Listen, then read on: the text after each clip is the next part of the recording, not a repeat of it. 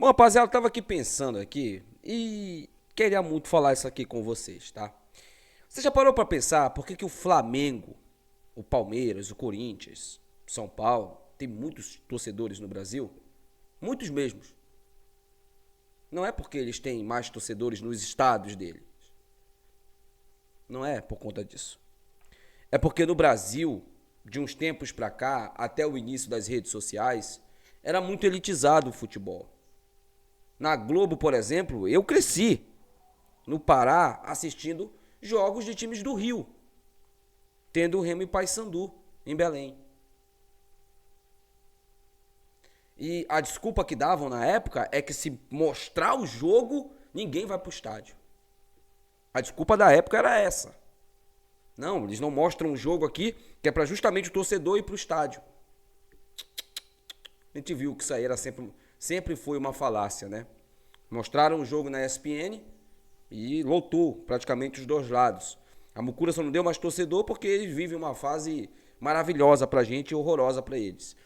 Então, assim, por que que os times, né, do norte do Brasil, principalmente, eles não têm a força que deveriam ter? O Remo tem uma força muito grande, mas poderia ter mais.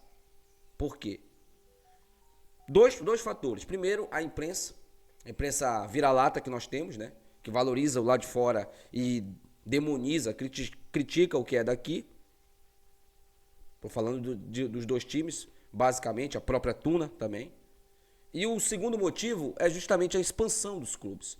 Se o Remo conseguiu acesso para a Série A, o Remo ele já ganhou uma popularidade muito grande nos últimos anos, né? Devido à sua torcida, claro. Quem olha para o Remo se apaixona pela torcida que o Remo tem. É uma torcida absurda, absurda. Não há dúvidas disso. Uma camisa linda. A camisa do Remo é linda. Só quem acha a camisa do Remo feia é mucurento. Todo mundo que torce para os demais clubes acha a camisa do Remo linda. Porém, gente, o Remo tem que expandir a sua marca. E eu não estou falando só para os times do norte, eu estou falando também para os times ali, né, dos estados que são próximos. Por exemplo, Piauí, que não tem time na Série A, Maranhão, que não tem time na Série A e agora tem time na Série D.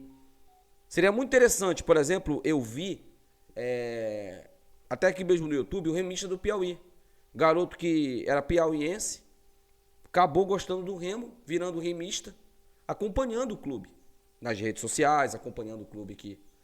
Outro também que eu vi um de Goiânia recentemente. O cara nunca pisou no Pará, virou remista. Porque viu o Remo nas redes sociais. Ah, tem que ser remista só quem é paraense. Negativo. Negativo. Pare com isso. Pare com isso. Não é pra fazer isso, não. Quem quiser ser remista, pode se tornar remista.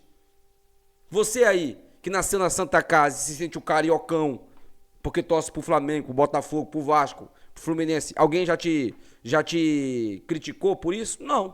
Por que você quer criticar o cara que é de fora torcer pro Remo? Negativo. Pode sim torcer pro Remo. Pode sim. Se quiser torcer pro Remo, fica à vontade. Todo mundo tem um direito de torcer pro Leão. Todo mundo. De gostar do Remo. E a gente tem que trazer mais essa galera. Porque quanto mais gente o Remo tiver torcendo pra ele, comprando os produtos dele, mais forte o Leão será, gente. O poder de compra, mais forte o Leão será. Mais investidores nós ganharemos. E só quem tem a ganhar com isso é o Remo. Então pare para pensar um pouco nisso, tá? Bora falar um pouquinho do Marcos Braz e também do desfalque do Remo, né? Nós teremos aí mais um desfalque confirmado, além do Natan Camargo. Primeiramente, o Marcos Braz foi lá na Liberal, né? O Marcos Braz, ele é um gênio, né, cara? Eu assisto assim as entrevistas do Braz e ele consegue me convencer em 10 minutos, cara. 10 minutos de entrevista do Braz, ele consegue me convencer. Porque ele sabe aonde falar. Ele sabe o que falar.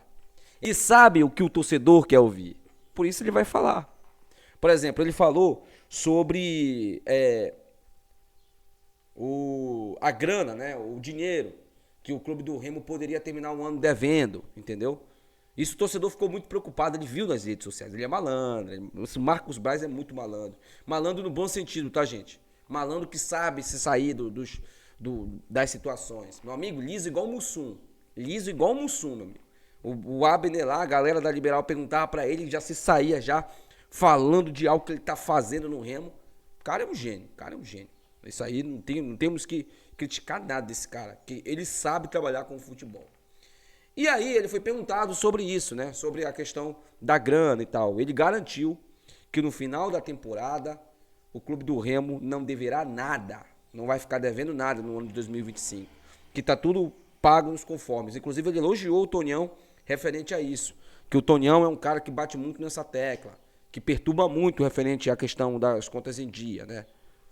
Pelo menos isso aí a gente tem que elogiar o Antônio Carlos Teixeira, né? Porque de fato ele manteve ali o que o Fábio deixou. Foi justamente as contas em dia. Ponto positivo, né?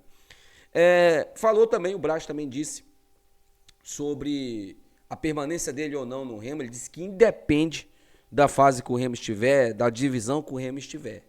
Eu acredito o seguinte, eu acho que ele vai ficar pro ano que vem mesmo que o Remo não suba, tá? Acredito que ele continue, porque ano que vem ele já vai iniciar. Ele já iniciou o planejamento do ano que vem, se você não percebeu. Você acha que o Diego Hernandes vai embora? Você acha que o Nico vai embora? Não vai, esses caras vão ficar pro ano que vem. Ficar tranquilo quanto a isso, tá? Mesmo o Remo subindo ou não, esses caras devem permanecer. A gente vai ter dificuldade para segurar os nossos destaques. Pedro Rocha, o próprio Marcelo Rangel. Esses daí a gente vai ter dificuldade, tá?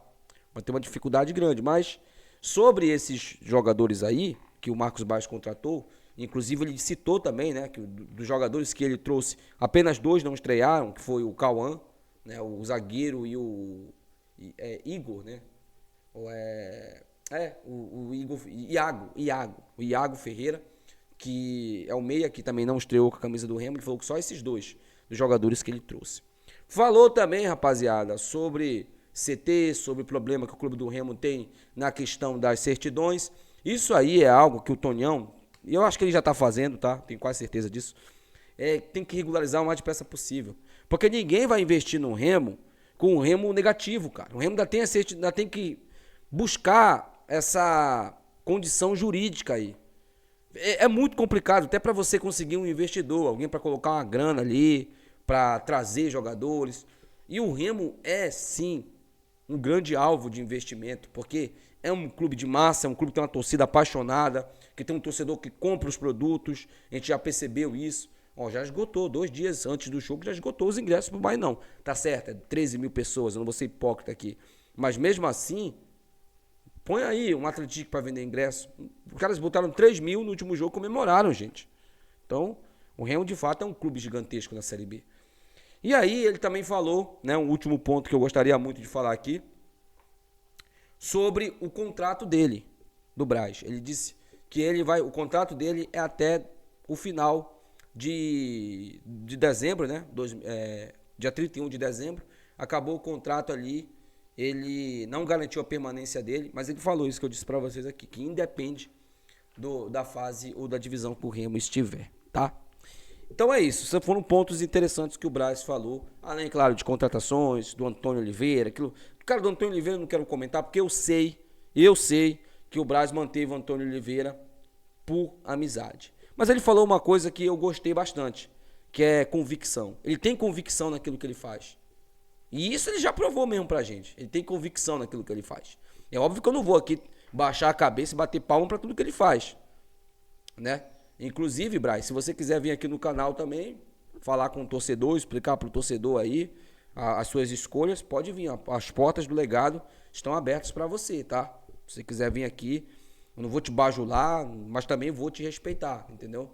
Sei que você não gosta muito das mídias alternativas, né? Você mesmo já deixou isso bem claro, que você acha que a gente tumultua o ambiente, mas vem aqui que você vai perceber que não há tumulto nenhum e a gente não joga contra você, tá?